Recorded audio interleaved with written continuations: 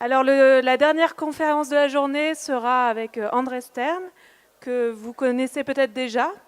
Il est musicien, il a de nombreuses casquettes. Il est musicien, compositeur, luthier, journaliste, conférencier, auteur. Il n'est jamais allé à l'école. Il est initiateur du mouvement Écologie de l'enfance, qui vise à sensibiliser, entre autres, le grand public à cette question. Et c'est pourquoi il est là aujourd'hui, pour nous en parler.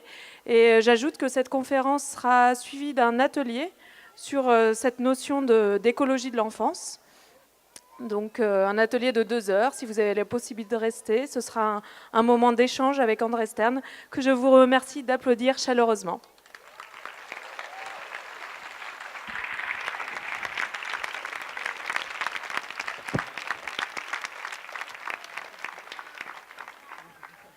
Bonsoir, merci d'applaudir avant, hein. J'espère que vous en aurez toujours envie après.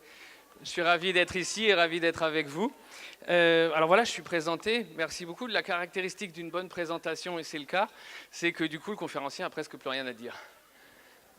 Surtout pas se présenter, mais pourtant je vais le faire pour commencer. Je vais me présenter et pour me présenter, je vais utiliser une petite phrase que j'avais développée quand j'avais 4 ans. Parce que j'avais remarqué que les gens posaient toujours les mêmes questions. Et puis comme les enfants sont très pratiques et pragmatiques dans leur organisation, je m'étais dit, si j'arrive à répondre à toutes les questions dès la présentation, on va gagner beaucoup de temps. Alors j'avais développé la phrase suivante, que certains d'entre vous connaissent, qui est « Bonjour », bonsoir en l'occurrence. Je m'appelle André, je suis un garçon. Alors ça c'est très important de préciser qu'on est un garçon quand on a 4 ans et qu'on a les cheveux longs et que comme moi on porte des barrettes. C'est très très important de préciser qu'on est un garçon, non pas que ça soit important pour l'enfant lui-même, hein. Les jeunes enfants ne mettent pas de valeur sur la chose. Ils voient un monde de différence, il suffit d'ouvrir les yeux là autour de nous aujourd'hui pour voir ce monde de différence, de couleurs, qui est fait de tant de choses différentes, il n'y a pas 2 personnes pareilles. Et donc la notion de genre est totalement étrangère à l'enfant.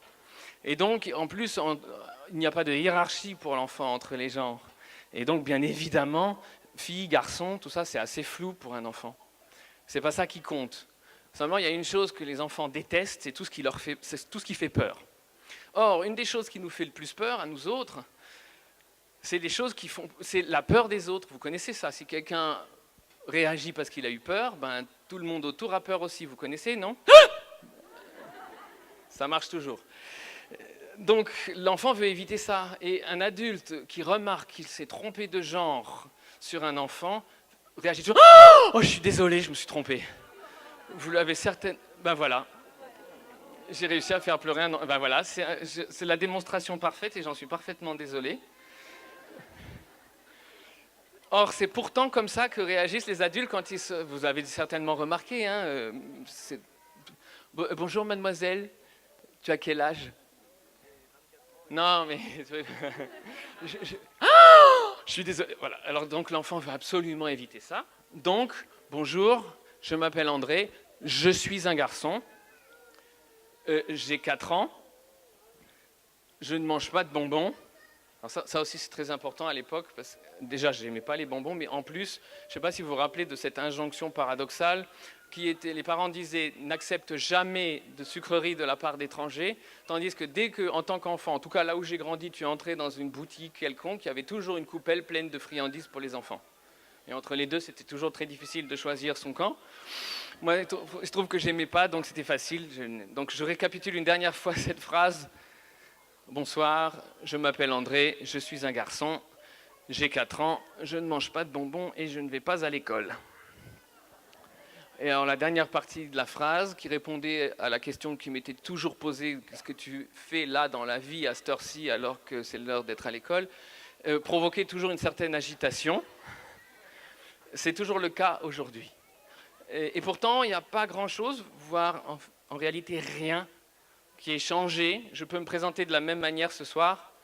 Bonsoir, je m'appelle toujours André, je suis toujours un garçon. Alors, je suis toujours un enfant, je n'ai plus 4 ans, j'en ai 46. Je suis toujours un enfant et je revendique ce statut.